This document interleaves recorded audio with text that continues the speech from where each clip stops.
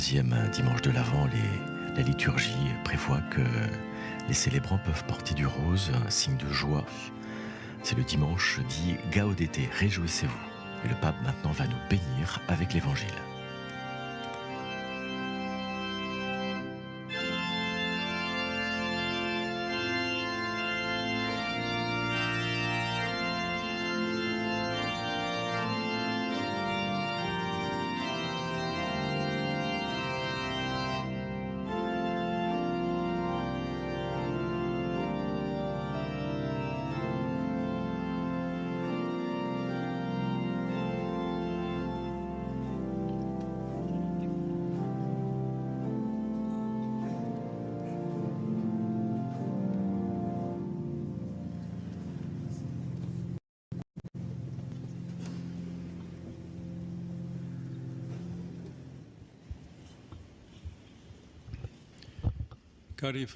Chers frères et sœurs, nous célébrons aujourd'hui le jubilé de l'espérance pour le monde carcéral, pour les détenus et pour tous ceux qui s'occupent de la réalité pénitentiaire.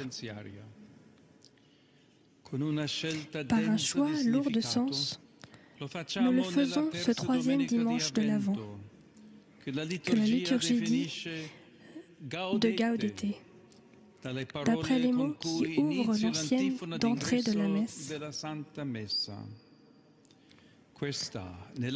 Dans l'année liturgique, c'est le dimanche de la joie qui nous rappelle la dimension lumineuse de l'attente, la confiance que c'est quelque chose de beau, de joyeux qui va arriver.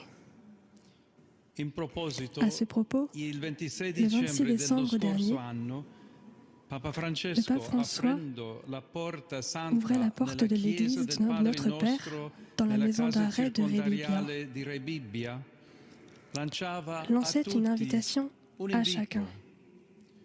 Je vais vous dire deux choses, affirmait-il. Premièrement, la corde en main, avec l'encre de l'espérance. Deuxièmement, ouvrez en grand les portes du cœur. En faisant référence à l'image d'une encre lancée vers l'éternité, au-delà de toute barrière d'espace et de temps, il nous invitait à garder vivante la foi en la vie qui nous attend et à toujours croire en la possibilité d'un avenir meilleur. Mais en même temps, il nous exhortait à être, avec un cœur généreux, des artisans de justice et de charité dans les milieux où nous vivons. À l'approche de la clôture de l'année jubilaire, nous devons reconnaître que, malgré les efforts d'un grand nombre, il y a encore beaucoup à faire, dans ce sens, également dans le monde carcéral. Les paroles du prophète Isaïe que nous avons entendues, ceux qu'a libéré le Seigneur reviennent, ils entrent dans Sion avec des cris de fête, nous rappellent que Dieu est celui qui rachète, qui libère, et elles résonnent comme une mission importante et exigeante pour nous tous. Certes, la prison est un environnement difficile et les meilleures intentions peuvent y rencontrer nombre d'obstacles. C'est précisément pour cette raison qu'il ne faut pas se lasser, se décourager ou reculer, mais aller de l'avant avec ténacité, courage et esprit de collaboration. Nombreux sont ceux, en effet, qui ne comprennent pas encore qu'il faut pouvoir se relever après une chute. Qu'aucun être humain ne se résume à ses actes et que la justice est toujours un processus de réparation et de réconciliation. Mais lorsque, y compris dans des conditions difficiles, on préserve la beauté des sentiments, la sensibilité, l'attention aux besoins des autres, le respect, la capacité de miséricorde et de pardon, Alors des fleurs merveilleuses s'épanouissent du sol dur de la souffrance et du péché. Même entre les murs des prisons peuvent grandir des gestes, des projets, des rencontres uniques dans leur humanité. Il s'agit d'un travail sur ses propres sentiments et pensées, nécessaire aux personnes privées de liberté.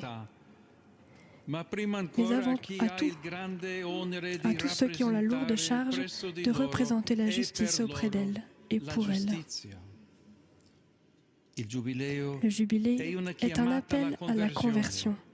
Et à ce titre, il est source d'espérance et de joie.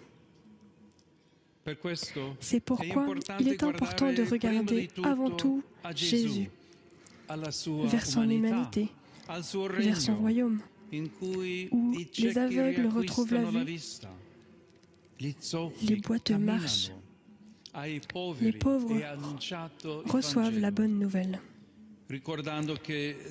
Toutefois, si parfois ces miracles se produisent grâce à des interventions extraordinaires de Dieu, ils le sont plus souvent confiés à notre compassion, à l'attention, à la sagesse et à la responsabilité de nos communautés et de nos institutions.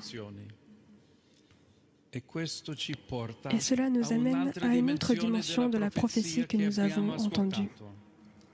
L'engagement à promouvoir dans tous les milieux, et aujourd'hui nous insistons particulièrement sur les prisons, une civilisation fondée sur de nouveaux critères et en fin de compte sur la charité. Comme le disait saint Paul VI à la fin de l'année jubilaire 1975, celle-ci, la charité, voudrait être, surtout sur le plan de la vie publique, le principe de la nouvelle heure de grâce et de bonne volonté que le calendrier de l'histoire ouvre devant nous, la civilisation de l'amour. C'est pour cette fin que le pape François souhaitait notamment que pour l'année sainte puissent être accordées des formes d'amnistie ou de remise de peine visant à aider les personnes à retrouver confiance en elles-mêmes et dans la société, et que de réelles possibilités de réinsertion soient offertes à tous. J'espère que de nombreux pays donneront suite à son souhait. Le jubilé, comme nous le savons, dans son origine biblique, était précisément une année de grâce où chacun se voyait offrir la possibilité de recommencer à bien des égards. L'évangile que nous avons entendu nous en parle également. Jean-Baptiste, tout en prêchant et en baptisant, invitait le peuple à se convertir et à traverser à nouveau symboliquement le fleuve, comme au temps de Josué, pour entrer en possession de la nouvelle terre promise, c'est-à-dire un cœur réconcilié avec Dieu et avec les frères. Sa figure de prophète est éloquente en ce sens. Il était droit, austère, franc au point qu'il se fera emprisonner pour le courage de ses paroles. Car il n'était pas un roseau agité par le vent. Et en même temps, il était riche de miséricorde et de compréhension envers ceux qui, sincèrement repentis, cherchaient difficilement à changer. À ce propos, saint Augustin, dans son célèbre commentaire sur l'épisode évangélique de la femme adultère pardonnée, conclut en disant « Les bourreaux, une fois partis, il n'y avait plus effectivement que la misère et la miséricorde. Et le Seigneur lui dit « Garde-toi de pécher à l'avenir. » Chers amis, la tâche que le Seigneur vous confie, à tous, détenus et responsables du monde carcéral, Ce n'est pas facile. Les problèmes à affronter sont nombreux.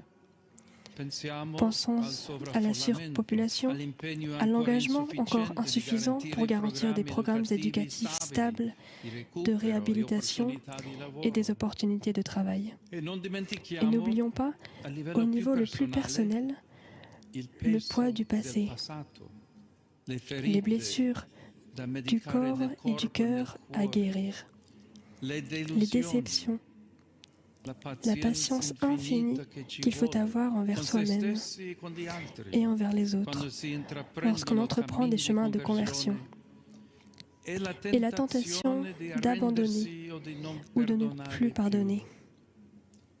Mais le Seigneur, au-delà de tout cela, continue de nous répéter qu'une seule chose est importante, que personne ne soit perdu et que tous soient sauvés.